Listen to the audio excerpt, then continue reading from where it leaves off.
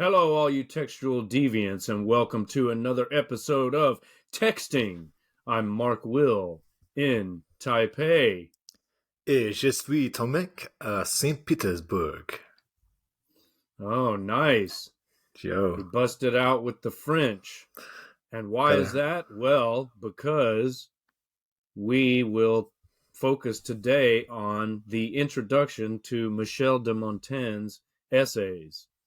And that introduction has been translated into English as To the Reader. And I'm going to read that to you now, readers and listeners and textual deviants. And then we can discuss why maybe I chose it and what it means to me. And you can react. And then we'll talk a little bit more about Montaigne and his essays. And then we'll try to wrap this up within an hour, since our last pod was quite a marathon. So here we go. To the Reader.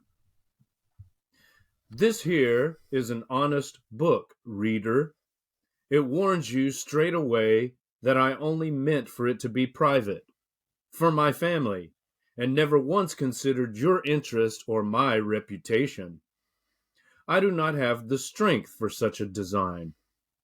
I wrote it for my relatives and my friends, so that once I am gone, which may be soon, they may find in it again remnants of my personality and thoughts, and remember me in a more complete and lifelike way. Had I been seeking public attention, I would have made myself look better and presented myself more carefully. But I want you to see me as I am, in a plain, natural, and ordinary way, free of pretense and artifice. I am the one depicted here. My faults and my very self are exposed for all to see, at least as much as public conventions will let me. Had I lived among those nations which, they say, still live under the sweet liberty of nature's primitive laws, I assure you I would easily have painted myself quite fully and quite naked. So, reader, here I am, the subject of my book, and I see no reason why you should spend your free time on so unimportant and pointless a topic. Farewell, then, from Montaigne, March 1st, 1580. Nice reading. Any reaction to Mr. Montaigne's introduction to his essays from the 16th century? Yeah, I think you're repeatedly underlining this date, and that's probably one of the more significant things to extract from the tone of what you've just read, and of course the content. And my reaction this time reading it is just how so many different artists are kind of claiming their version of authenticity. And a lot of the texts that we've looked at, and of course Cave comes to mind, but any text that's, again, trying to break that third wall. Is that right? Fourth wall. Is it third wall? Fourth wall. Yeah. Fourth wall. We've looked at other texts with that idea, haven't we? They're not coming to mind immediately, but this idea of representing reality honestly is very big now, and but clearly at that time this was brave and needed for someone to discuss the more transgressive or just the more quote-unquote shameful aspects of the human experience in order to make them less shameful. And in my background reading around this, that seems like one of the things he's most praised for, his ability to openly discuss his penis and other bodily wariness, and just generally speak with a certain level of vulnerability and transparency, which at that time was not in the mainstream. Well, okay. You raised a lot of interesting points there. I never thought of Montaigne as being a transgressive text, but maybe I should consider that. You mentioned the reference to the penis, and there are other, bodily functions and personal, private, grooming issues that are discussed. There's an essay on smells, and of course he relates it to his own personal experience of smells. But I was thinking about, since you mentioned the importance of the date, I was thinking about how maybe Montaigne is the first modern, like he's the first individual. I mean, that's overstating things in a way, since I think he's very much in the tradition of Plutarch, who he names as one of his masters, and Plutarch is kind of an essayist before there was such a thing, I guess you could say. But maybe before Montaigne, there was no author who revealed so much about himself or herself. Maybe that's not true. Maybe you could look at ancient poets like Archilochus, whose verses are very personal and we feel like we know him, but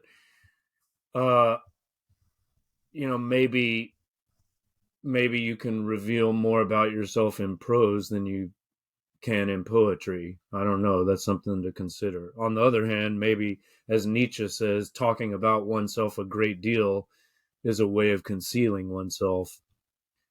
Are you familiar with the life and opinions of Tristram Shandy? Of course, yes. That came to mind too, even though it's later. But just when you were thinking about these kind fiction, that's Lawrence Stern. Oh, are you thinking more about like the discussion of like private bodily issues and the transgressive nature of that text in some ways? I mean, it's a flouting. There's a flouting of conventions in Tristram Shandy. Yeah, maybe in just focusing on a character's inner worlds. Mm-hmm. And again, I haven't even read that book. I just know of its function or the way that it's often raised. Yeah. Well, I think the author Donald Barthelme said that it's the first postmodern text or something like that. Basically, everything that he did in his experimental fiction could be traced back to Tristram Shandy. He considered it a seminal text. And it is, I mean, it's a great novel, and it is groundbreaking and boundary smashing and transgressive in a sense. And I'll just read one quick sentence that just says, Sterne was no friend of gravitas, a quality which excited his disgust. Tristram Shandy gives a ludicrous turn to solemn passages from respected authors that it incorporates. So, in that sense, right, we know that Montaigne had a similar kind of aversion to status, something that Alain de Botton goes into in one of the documentaries I sent you, which is focused on this philosopher. So he's really trying to remove the pedestal of academia and elevate the experience of the quote-unquote common man. Okay. Yeah. Well, what I like about this foreword or preface, I thought you would ask me why I chose it, but please, why did you choose this text, Mark? That's a great question. Well, I mean, I've always I've not read the essays in their entirety. I've owned a copy for many years. I don't have it with me here in Taipei, but it's probably somewhere in the States. But over the years, I read the introduction many times because I find it so inspiring, actually. But then then I would just like browse, I guess I should sit down and read the whole book cover to cover. And we should say that the book, the essays, consists of 3 books. There are 3 books of essays. Book 1 has 57 essays, book 2 has 37 essays, and book 3 has 13 essays for a total of 107 essays. And they're on a wide variety of topics, everything from cannibals to sleep to liars to, ancient orators, to smells, as I said. And that's, to me, that's one of the charms of the work as a whole, even though, as I've just confessed, I haven't read all the essays in their entirety. But there's just a multifarious diversity of topics. And I like that kind of universality. Like, he will literally write about anything that strikes his fancy. That may be a modernist quality too. I mean, technically, he's a man of the Renaissance, right? Like, he's in terms of his time frame, he's kind of a late Renaissance, European Renaissance figure, I guess you could say. And we know that, or we think that his essay on cannibals, in particular, may have inspired Shakespeare, The Tempest. I don't know if you came across that in your research. No. And so, so his works were well known in England. I mean, Bacon came out with some essays.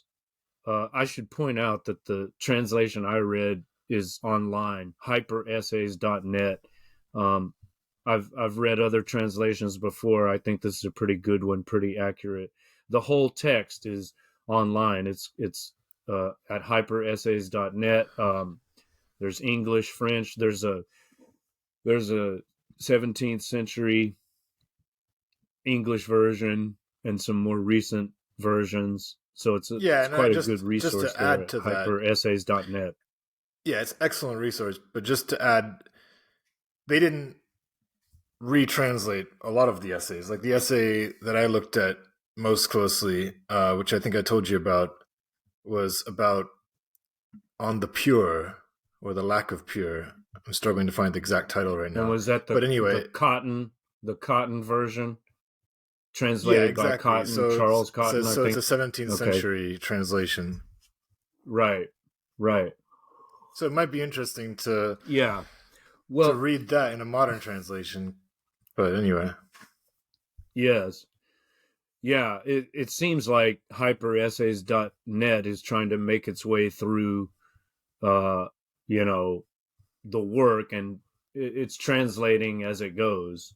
I'll just note that title was "We Taste Nothing Pure." This introduction. Sorry. Okay. Well, we can get into that specific essay in a bit. I browsed. No worries. This time mostly through book 1, but I suppose we should talk a little bit about the word essay, because that's obviously an English word now. Bacon came out with a book of essays, and he's clearly referencing Montaigne and sees himself working in that tradition. So the word essay is related to our English word assay, A-S-S-A-Y, which means to try or to attempt, right? And so I like the experimental nature of this work too. And that may have something to do with like the interest in science that came out of the Renaissance as well. It's like there's a kind of empiricism about the work. It's like, even though I don't claim to be an authority. Well, I was just going to say... Go ahead. No, just that if we think about his placement as rebelling against reason, it's interesting that, you would think that he would also want to subvert a particularly scientific approach, but anyway, or an Well, empirical but approach, as you say. I think at that time, uh, the scientific method would have been kind of revolutionary because it's kind of contrary to the appeal to authority, right? It's like we're Right. not going to take the word of the church or the state or whatever. We're going to directly observe nature. And that's interesting now because science has, in a way, become the new tyranny, the new authority that no one dares to question or no one is allowed to question. You know, you have Sure. Anthony Fauci on TV saying, "I am science. You can't Right. criticize me. I'm science." I mean, I don't have the quote. it's like, go ahead. Okay, I was just gonna say, sure. Just I came across a quote, and I'm frustrated that I can't find it right now. But it was something like someone who attempts to define life through reason is capturing less than half of the human experience. And so he was just kind of saying that, yeah, the human experience encompasses much more of the emotional and the irrational. So I'm just saying I see him as a Yeah. figure who is Well, rebelling I don't against know. reason. Is okay, but is are we equating rationality with the scientific method? I mean, it could be that the scientific method is understood as direct observation. Like, I'm going to thank you very much, all you authorities. I'm going to observe things myself and give my opinion, and that's it. This is just my opinion. Take it or leave it. Maybe I'm wrong. If I'm wrong, so be it. That's what I've always admired about his approach. And I mean, in a way, it doesn't the specific context of or the specific content rather of all the essays is secondary importance. It's really like everything you need to know about his book is revealed in this introduction. It's like I, I'm just doing this for my own amusement, and I just want to leave something behind so the people that care about me on this earth will have something to remember me by. I'm not going to like dress things up or dress myself up to please an audience.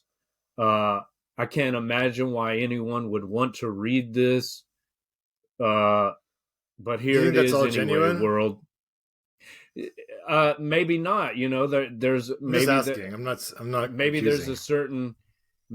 a certain posture to his authenticity, but regardless, I greatly admire it. I mean, I this is one of my favorite texts. Just this introduction. I think you should go even more into that. Like why exactly you love this what I see as fairly benign opening. I like it too, but I think maybe you can make me like it more.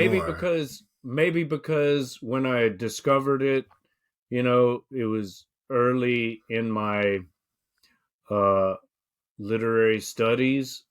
Maybe it just appeared to me at a particular time that it was novel and new to me. Uh, I guess you're less impressed because you've heard it all before, but I think the fact that he was maybe the first or one of the first to say it is significant, but also he was one of the first that I heard speak with such authenticity, or maybe the pretense of authenticity. I just love his attitude of I think that's the way to approach publication. It's not like, oh, please accept my book, please like me, please, admire what I'm doing, please purchase my works, uh please admit me to the canon. Right, His right. attitude is, I wrote this is me, take it or leave it, people. and I think even that's the kind of most suggest that you leave it, right? appropriate attitude. Yeah, I think that's the most appropriate attitude. I mean, it's kind of like Tolstoy, who wrote, masterpieces like War and Peace and Anna Karenina, and then later in life said, that's garbage, trash. Just put it in the public domain. I don't even want the money for it. I don't even want to retain the copyright. There's something about that gesture that I find beautiful. It's like you created this thing, you put your heart and soul into it, you did your best work, and now that it's done, just release it to the world, and who cares what happens to it? It doesn't really matter. It's like a message in a bottle. Here it is, world. Do with it what you will. I So can't imagine why you would care. I think, again, for that time, I think it's illuminating, refreshing, groundbreaking. I would just say that perhaps critics and our own view of art now has become more sophisticated, so that we recognize that oftentimes, the great majority of times, probably the art that has that kind of private confessional quality is the best art. So while it would be great if every artist wasn't fussed about their reception, most artists, even the great artists of today, probably, who are chasing fame, do so while still revealing their truths. They maybe they realize that it's crucial to making something great, that it has a quality of, I don't know if you want to call it the shameful, that's the wrong word, but something taboo, something the personal, the private. But beyond that, something that is like difficult to write or difficult to reveal, right? Like I always think of, I don't know, I just think that I'm often afraid to write because I don't want to share my Reveal too much. Yeah. Well, I don't know. But that's the best stuff, right? Sorry, yeah, just to but really like Portnoy's complaint. Does it Portnoy's complaint? Okay, yeah, but it's fictional. It's fictionalized. I'm just wondering, does he reveal so much of his shadow self, or is it just kind of like minorly embarrassing details which he shares in jest almost? He does. I mean, it is charming that he doesn't take himself so seriously. He's not like one of the ancients, like, I'm the great Cicero. He has a sense of humor. That's a charm of his work. But you mentioned the confessional nature, and I was just thinking maybe we should see him as a forerunner of, say, Rousseau, who wrote his own confessions, I guess, in the manner of Augustine. But that Rousseau, of course, is largely responsible for the cult of sincerity. Like the highest artistic productions will be sincere, and they'll reveal these personal confessional things about the author. Yeah. Well, and you're repeatedly not dismissing, but you're clarifying that some of the texts that I've raised are fiction. But I mean, that's kind of a insignificant distinction, in my opinion, because we know that many novels are essentially the author's experience. So it's a very well, yeah, and I mean, I think maybe we would have a more sophisticated view of authenticity now. Like, as I think I admitted earlier, well, when you asked, is he entirely genuine and sincere?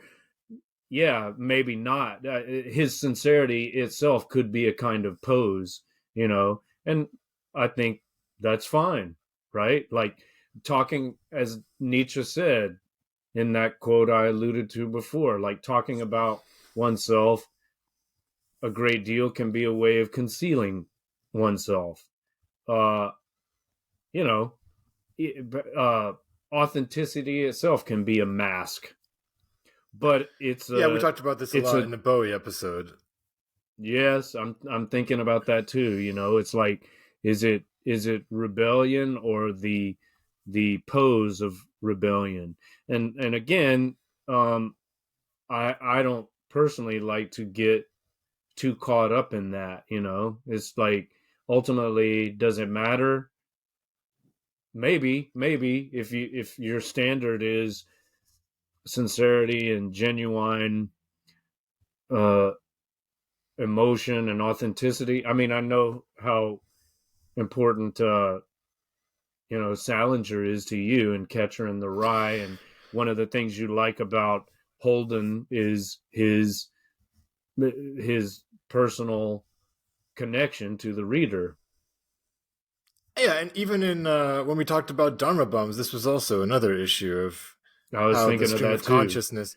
But I mean, I think it's a bit of a cop out to say, oh, this just could be another pose or another mask. I mean, from my primitive research on Montaigne, this is what he's lauded for, that he has attempted to rid himself of that severity of the authority figure. And you've even mentioned that. So I think we can safely, say that he's trying to Yeah, avoid that. I'm just saying we seem to have, maybe because there's been so much uh post-structuralist,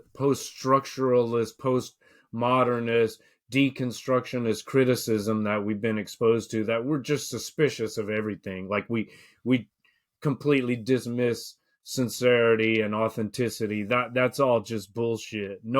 It's all just textual trickery.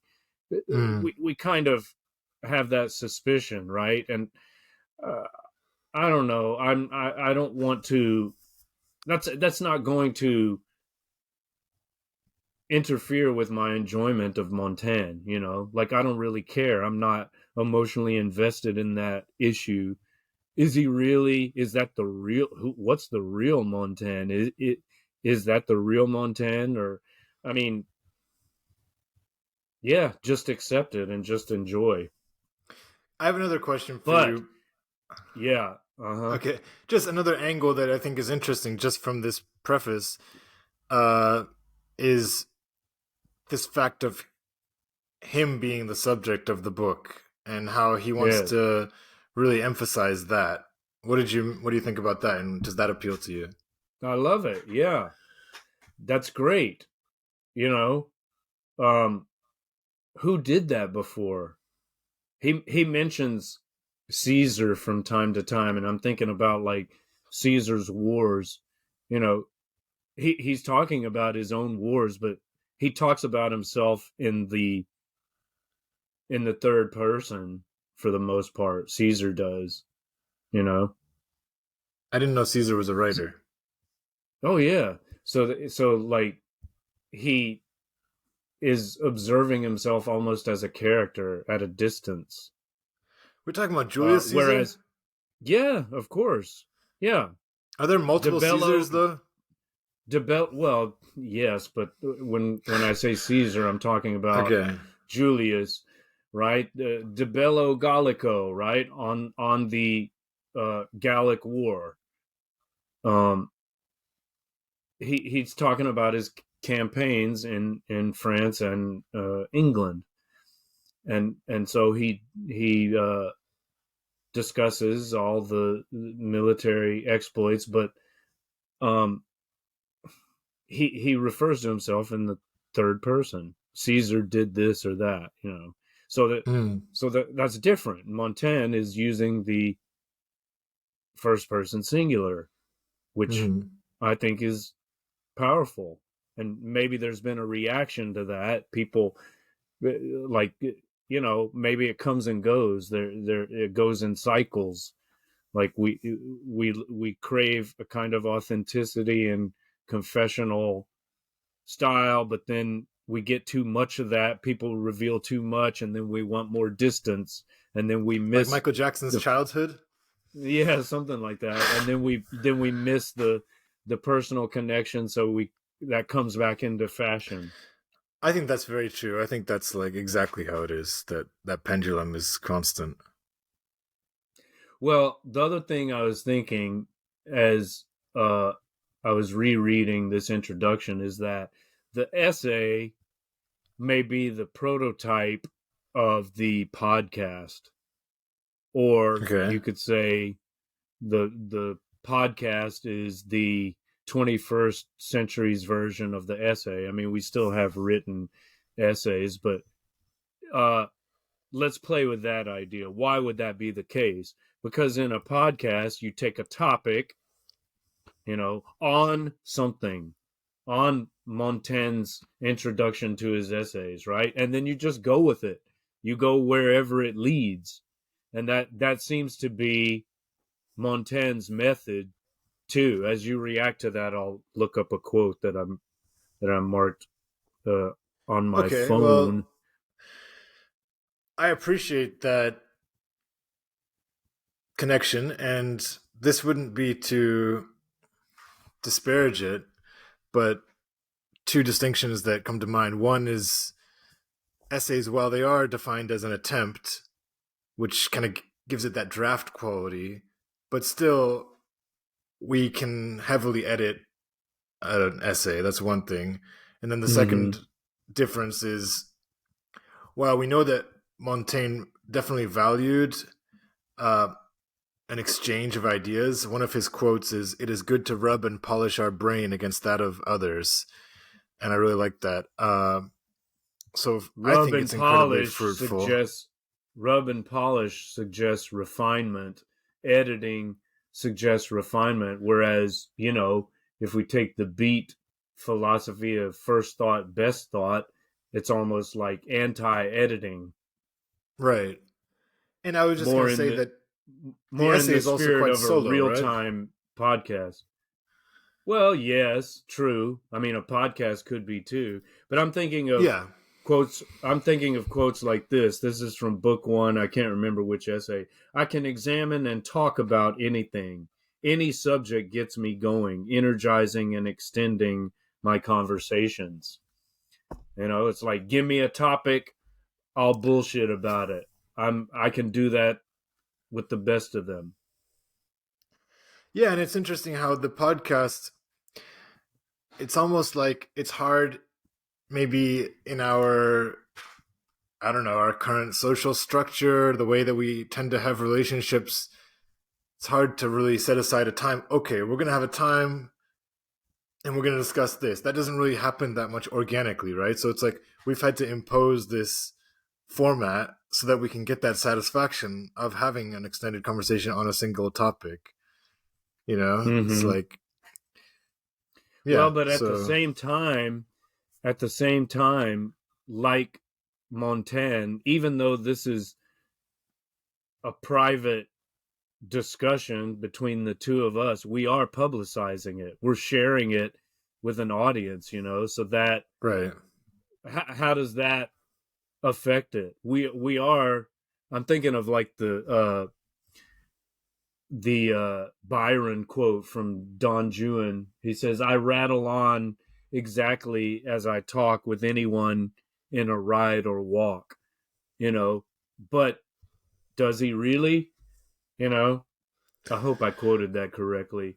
But yeah, he's trying to, and maybe Byron is like a descendant, a spiritual descendant or literary descendant of Montaigne.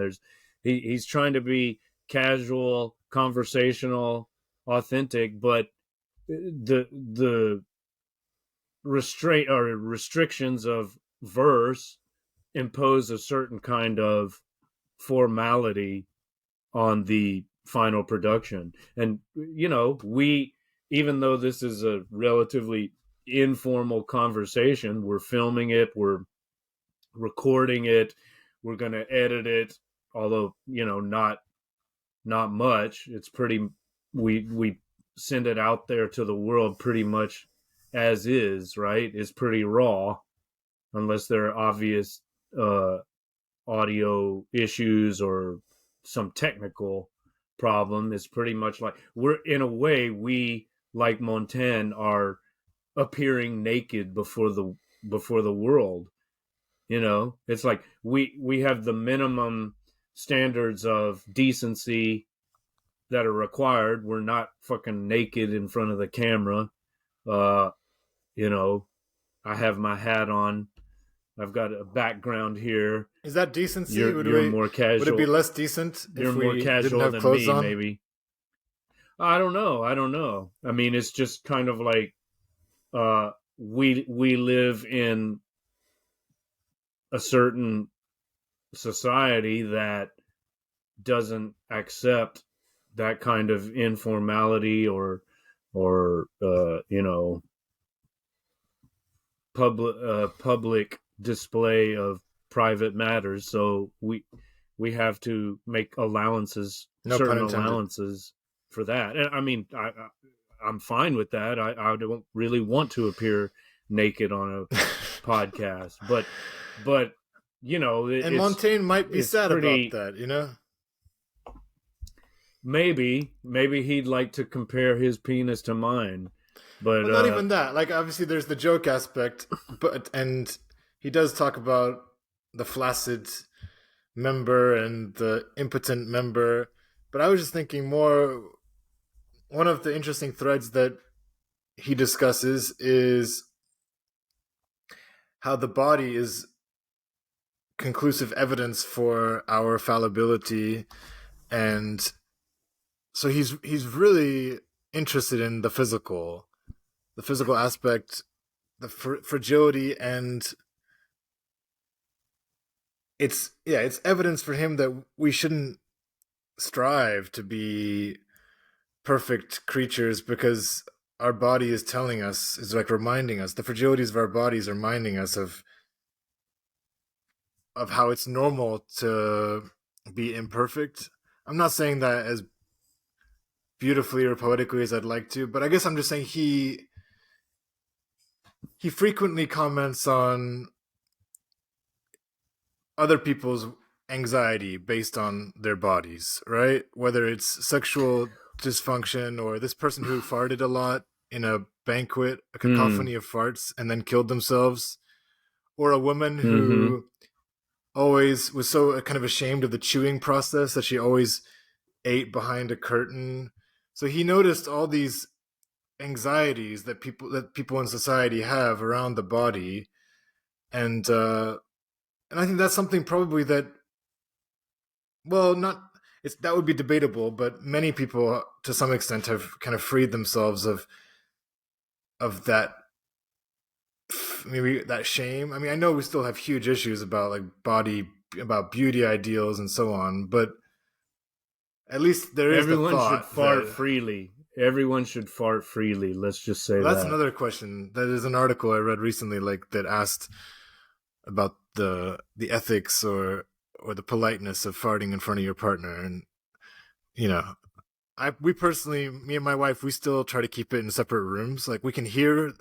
Well, I still let them rip, but I do. So she hears it, but I do it. I don't do it in the same room. Like, that's as far as we've gotten so far. But we're only 1 year into the marriage, so I can't predict the future. So right now, when I fart, she'll just say, "What?" Like, the joke is like that I said something. She said, Did you say something?" And I said, No. Yeah, but you'll be farting in each other's faces soon enough. I mean, in a kinky way.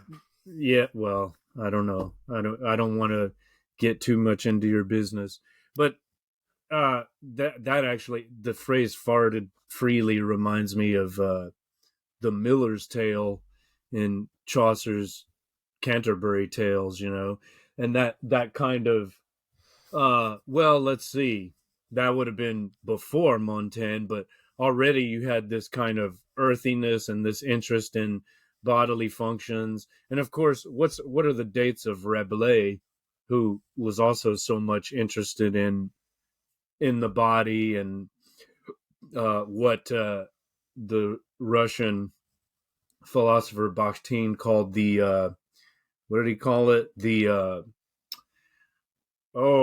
It's like the region of the stomach and the genitals. He had a word for it, the something stratum, the lower bodily stratum.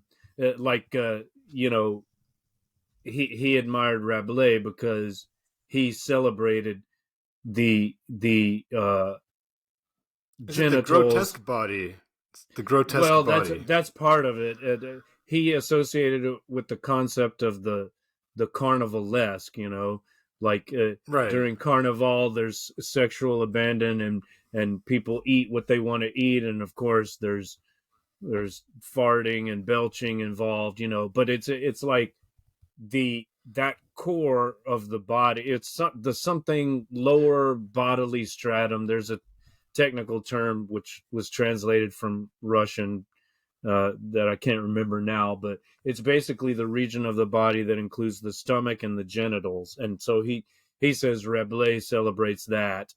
And, you know, if we're talking about Montaigne, that's interesting because he was so much influenced by the classics, and yet he seems to have an anti-classical point of view. In other words, not an ideal. It's not like the Greek celebration of the ideal physical beauty of male or female embodied in a Greek god or goddess. You know, it's like Hellenic.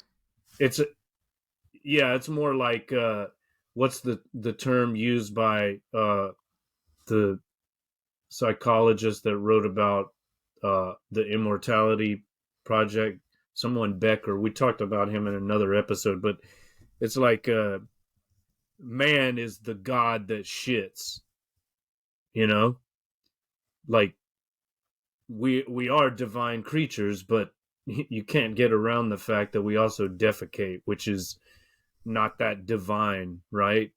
Or maybe it is, but that's the term. Yeah, man. I mean, we know that we talked about Ginsburg and how he kind of creates a sacrament out of shitting. Yeah, sure. And I mean, there's Bate and so many others, Assad, who are fixated on the scatological. Here's another quote for you, somewhat randomly. He says, "I'm not a very collected and deliberate person. With me, chance seems to be in charge.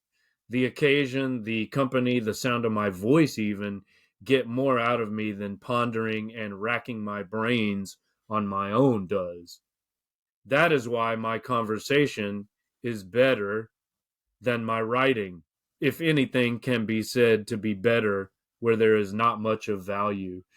I love that self-deprecation too, or that I almost said false modesty. I don't think it is false. He's really saying that. He's like, yeah, I mean, I have confidence in my ability to discourse on things, but you know, I don't know how valuable it is.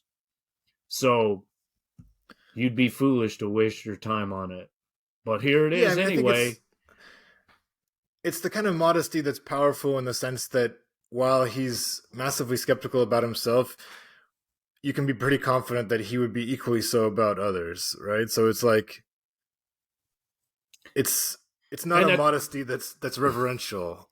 Well, but also at the same time, he is asserting his right to have an opinion. You know, he's like, yeah. I as an individual, Michel de Montaigne, who am I?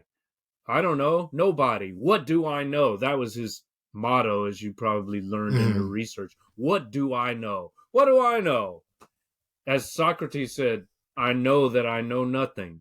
Okay, but Socrates still engaged in the task of philosophy, right? And he still did his best. But if you start from that principle, you can never get too, you know, you can never be too full of hubris. You have to, right. You have to have a certain humility. It's like, look, I'm confident. I know what my strengths and weaknesses are. And so I'm going to have my say, and I'm going to participate in this dialogue of ideas. I have every right to do that just as much as anyone else in this world. As an individual, I do. Why? Because I say so. That's why. But what do I know? Maybe I'm wrong about everything. I love Right. that attitude. That has a very Socratic flavor to me. I love You that know, in attitude. the yeah, sure, me too.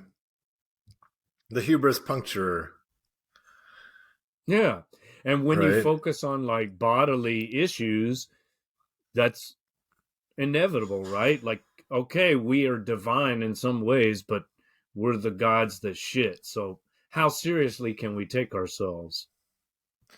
Well, also, again, I'm kind of speaking via critics of Montaigne rather than looking at the direct text, unfortunately, because of just time limitations. But yeah, it seemed like he had a great appreciation for animals, and he was one of the first philosophers to suggest that perhaps there is no hierarchy between humans and animals. And in many occasions, animals are actually superior because, coming back to the body, they don't have the same hangups or neuroses. And for him, Hmm. that represents not not a simpler but a more elevated condition to have fully accepted the body and to not, so Hmm. that's interesting, right? To kind of see us as actually lower because we haven't managed to reach that state of acceptance that animals have. I thought that was Or quite maybe interesting. maybe we had it, but because of uh civilization, or as Baudelaire would say, civilization, you know, Mhm. or as Freud would say, civilization and its discontents, because of our excessive civilization and all the trade-offs we made for our conveniences, we've degraded ourselves. And maybe in a way he's like one of the first proponents of the concept of the noble savage. That's more associated with Rousseau, maybe, and that's kind of an idea that is in disrepute now. But basically they were, I mean, Montaigne was interested in the new world, right? uh, and the reports he heard seem to have impressed him, because it's like, oh, those people actually live better than we do. They're closer to Yeah, nature. They're yeah. more human than we are. So uh, that's another aspect that I think is important to an understanding of him and his work, and it's something that I frankly admire. I want to speak to that because that reminds me of an interesting scene from the Alain de Botton. You know who that is, yeah? Alain de Botton? Yeah, I know. Yes. Yeah, and he's like very instrumental in the School of Life videos and projects.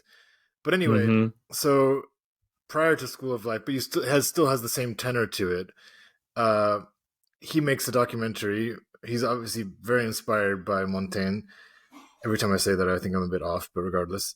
And he attended Cambridge, de Botton, but he, through his reading of Montaigne, he thinks that prestige that comes with graduating from Cambridge is a bit ridiculous. Anyway, so he has this scene where he gets an audience with this master of one of the departments, the humanity departments at Cambridge, and he kind of gently interrogates him using some Montaigne arguments. Like he says, "What do you think about the fact that Montaigne believed that a simple, like even if we think about those romantic ideals, a simple peasant could oftentimes possess more wisdom than an educated person?" And the professor was like, "Oh, you know, that's a nice romantic ideal, but actually, do you really want to spend your life digging in cold temperatures, digging trench mud, and then dying at 27? Like, no, I think that actually, like, these Cambridge graduates in front of you, they're doing quite well." And so this was like an interesting back and forth. But I was kind of surprised because I thought that the Cambridge professor would kind of take himself a little bit less seriously, but he kind of took the bait in a way, and proved Montaigne's Pathetic. point. Yeah. Yeah. Well, he's But there's a got, grain of truth to what he's saying, right? That that the romantics can be accused of some degree of naivete with romanticizing like the clod and the pebble and all that. sure, but how naive is that to think that wisdom is only to be found in so-called educated people? That is Right. equally naive and Right. gross, disgusting, and Right. clearly Right. he has economic, personal, social reasons for promoting that idea, which are, Right. not very honorable. Right. Agreed. Um, yeah. Well, how about in the last few minutes here, you talk about what you found when you looked into Dali's interest in Montaigne. Cut. No, I'm kidding. No, it's something I need to further explore, to be honest. I just saw that Dali was clearly inspired by the essays and drew a series of images inspired by several essays. But unfortunately, I'm not ready to. I didn't spend time with them. I didn't sit with the pictures enough. Did you? Well, no, not really. I looked at those that you sent, and I think the portrait of Montaigne is quite impressive. I like it. It looks like, Yeah. it's basically a sketch based on some of the paintings we've seen, but um, I liked it, and I would love to have that edition. It's like a special limited edition, the essays with his illustrations. That'd be nice Yeah. to Yeah. have. I'm looking at them now. Yeah. Impressive. Yeah, so listeners, you should look for that, Salvador Dali's illustrations of Montaigne's essays. Maybe I'll post something on Substack. And by the way, if you've not subscribed to us on Substack, what on earth are you doing? markwillwright.substack.com. And Can you give them my site? I think you know it better than me. isn't it tomekb.substack.com? Yes, yes. And the name of No. the of my blog is Nadezhda, which is Russian for Okay. hope. Okay. All Can I right. give Well, like I have just a tiny tiny little trivia.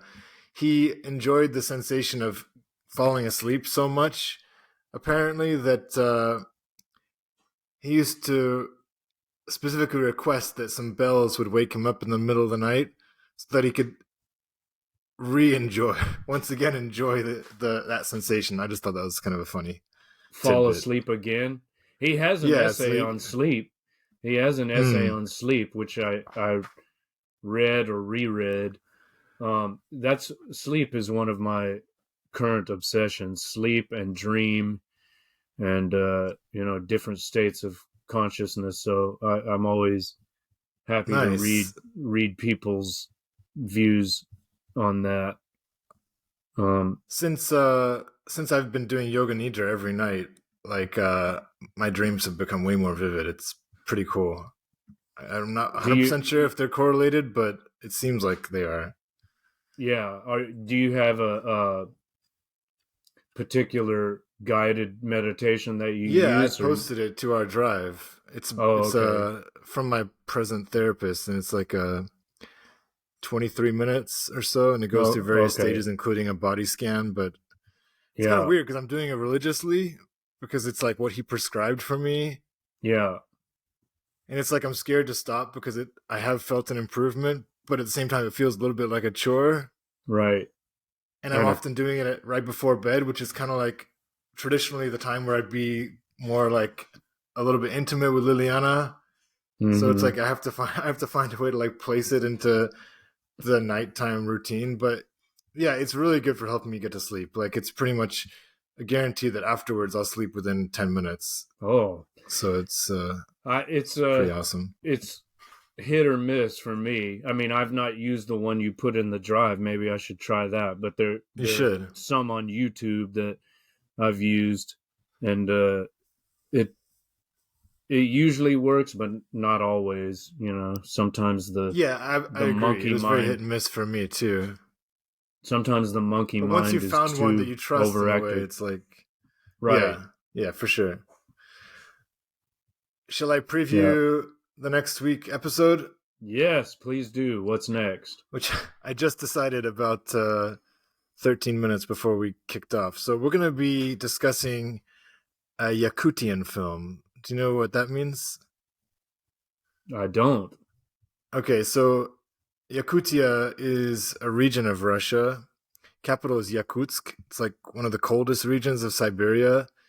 And Okay. there's been an emerging film industry coming from there, which like some critics are saying is replacing Hollywood now since Hollywood has kind of left Russia. Hmm. So there's a specific aesthetic, I guess, that comes with it, which is kind of like low budget, but I don't know, powerful in some way. But the film we're gonna watch, which might not be a typical Yakutian film, but I think at least will represent the region to some extent, is called Scarecrow or Pugalo in Russian, and it's a 2020 Russian drama film. Okay. So yeah, You've which seen we it can access on already? Soviet. No, I haven't. So we'll both be watching it Okay. this week, and whether we love it or not, I'm sure we'll have something interesting to say about it. Yeah, that sounds great. So you'll send me the link and the password and Yeah. so on. Yep. Okay. Well, let's wrap it up here. Under 1 hour. I like these more economical episodes. All right, Fair everyone. enough. Hope you enjoyed our brief discussion of Montaigne's To the Reader, and hope you feel inspired to explore his essays, and maybe eventually I'll read them all from cover to cover. Nice. And we'll make that a 10-hour episode. Oh my. Or maybe you can catch that on my other podcast, Books Are Burning, but more on that later. Very good. We'll see you next time, people. Peace out, everybody.